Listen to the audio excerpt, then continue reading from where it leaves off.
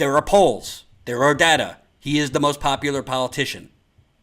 And by the way, a lot of these polls that they're taking now that show Joe Biden leading Bernie by 10 points or something, if you read the polls, they don't actually specify what are the predominant ages you're polling. So you look at a poll that has Joe Biden beating Bernie in Iowa and Joe Biden beating Bernie nationally. They don't tell you, well, how many people did you poll among 18 to 34, which is the highest support for Bernie Sanders.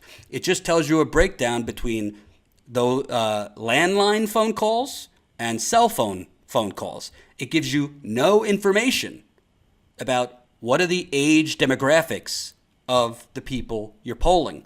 Do you have more older people? Do you have more younger people? Do you have a balance? I remember Jen, after a CNN poll, called CNN to try and get those numbers. They didn't call us back. And you know what? It might very well be that Joe Biden is leading in some polls. You know who was leading at this time in 2014 among Democrats and Republicans? Hillary Clinton and Jeb Bush. How'd that work out? So, Bernie Sanders is the most popular politician in America. They've basically found, they don't mention that. They also don't mention that his numbers are way up. They don't mention that his numbers are way up among minorities, which, frankly, was a problem in the 2016 campaign for him. He did not have the support of the establishment candidate Hillary Clinton in places like South Carolina, Mississippi, Georgia, southern states. And he has made real inroads with black and brown individuals. And by the way, they never really said this, but Bernie beat her among millennial African Americans and Latinos. And Bernie has made inroads with older African Americans and Latinos. They don't mention he's the most popular politician. They don't want to mention that he's has had success among Latinos and black people since 2016. They certainly don't mention that Medicare for All is polling at 70%. So that's the New York Times. Now let's get to the New York Magazine. And I hope you guys have eaten. If you haven't eaten, this might be tough for you. What's his name? Ed Kilgore. In 2016, Bernie Sanders was a reasonably close runner-up to Hillary Clinton for the Democratic presidential nomination. By losing that contest, he evaded the blame for an unexpected loss to Donald Trump. Oh, so we know where this guy is going. Bernie Sanders, doing something Democratic and running against Hillary Clinton. It's apparently he is why Donald Trump was elected by running for office. And was with Barack Obama's term wrapping up, moreover, Sanders looked suddenly prescient in taking left-bent policy positions that the president did not share but was no longer in a position to prescribe. And his most intense following in the primaries was among young voters that seemed to bond with him like baby ducks. No, this isn't The Onion. This is New York Magazine. That seemed to bond with him like baby ducks. So if you're a young voter, if you're a young person watching right now, you're a baby duck now, according to the corporate media. Following him henceforth as their political hero. So the condescension and arrogance of this asshole is unbelievable. A young person who supports universal health care, a young person who supports free public education so that they could actually be a productive part of this economy rather than being strangled by debt. A young person that believes we need to do things to save our planet. A young person that believes we need to do something to end the terrorism on the part of the police. We need to do something to invest for our black brothers and our brown brothers and sisters. A young person who believes we need to invest in green jobs. You're a baby duck. Sorry, you're a baby duck. Let's see what he says about older people. These people are the ones that get paid the most in this propaganda system we have in the corporate media, because this is propaganda. No facts, just propaganda. So let's read a little bit more. But as the 2020 presidential contest begins to unfold, Bernie Sanders is something of an afterthought, if not quite a has-been. Oh my God. Instead of initially clearing the field of major rivals like Hillary Clinton did in her return to the campaign trail after finishing second to Barack Obama in 2008, Sanders faces a historically large list of competitors if he runs. In scattered national polling, he's mired in the teens, well below Joe Biden and barely leading Beto O'Rourke. He's not doing much better in the early states of Iowa and New Hampshire, where he invested so much time and so many resources in 2016. The candidates that he and his Our Revolution organization backed in the 28 midterms had mixed records at best. As the New York Times suggests, Sanders seems to have lost his mojo. Mr. Sanders may have been the runner-up in the Democratic primary, but instead of expanding his nucleus of support in the fashion of most repeat candidates, the Vermont senator is struggling to retain even what he garnered 2 years ago when he was far less of a political star than he is today. Oh my God. Oh my God. I don't even know where to begin. Where do you begin with this? This isn't even propaganda. I mean, it is, but this is like the yellow journalism of 200, years ago, centuries ago. So, okay, he's an afterthought. I guess afterthought, if an afterthought means the most popular politician in the country, yes, he's an afterthought. And it's so interesting that this guy, instead of initially clearing the field of major rivals like Hillary Clinton did in her return to the campaign, Sanders faces a historically large list of competitors.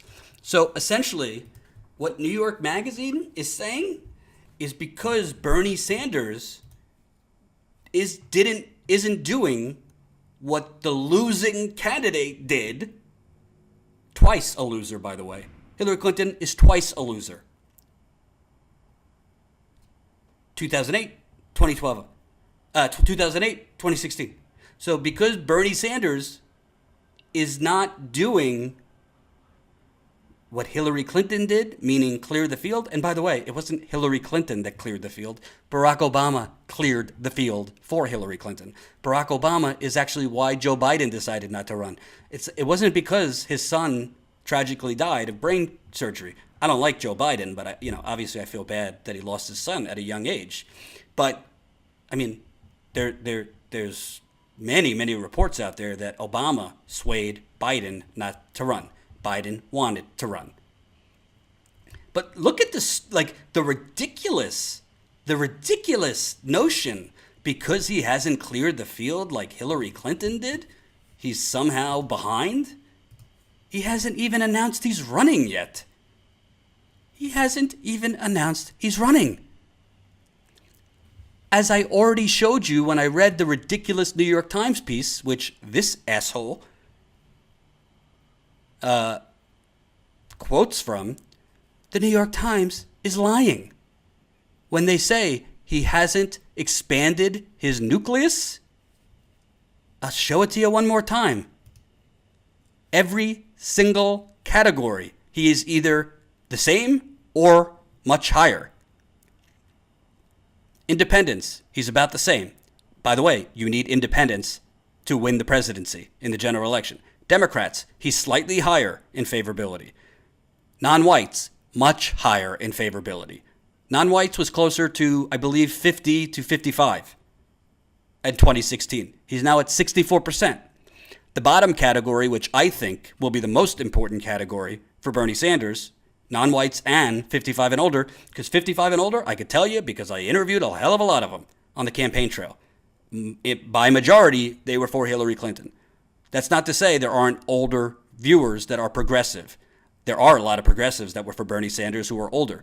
But unfortunately, a large portion of your generation, if you're an older progressive Bernie voter, was misinformed, uninformed, or frankly just fine with corruption. They don't care.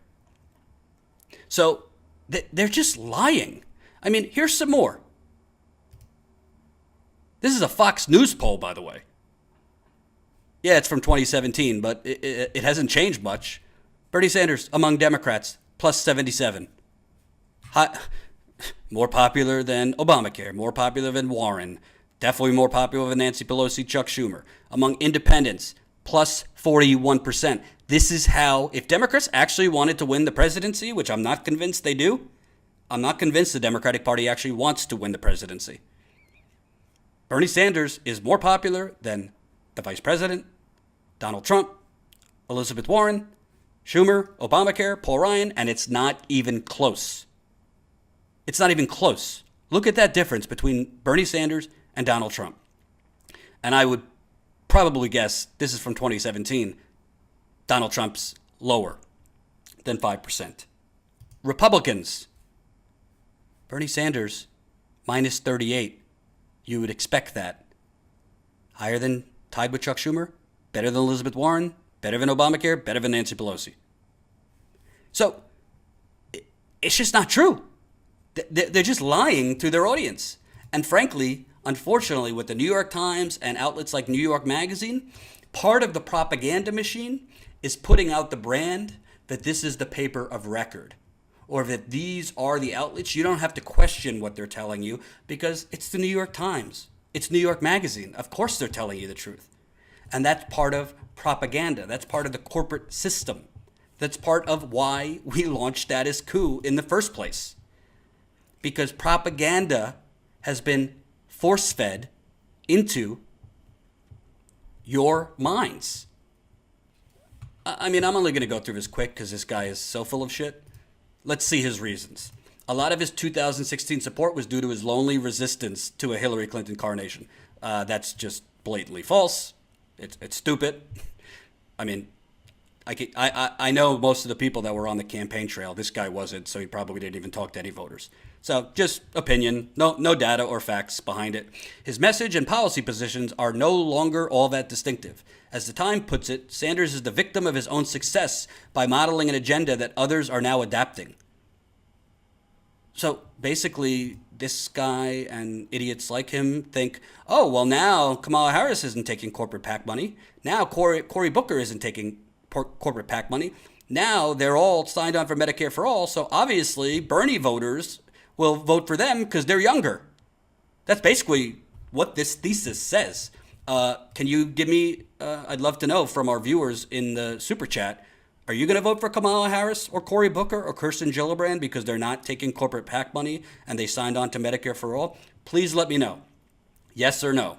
Will you vote for Cory Booker, Kamala Harris, Kirsten Gillibrand, Joe Biden if they sign on for Medicare for all and don't take corporate PAC money? I got a hell no. I got no. LOL, hell to the no. Hell no.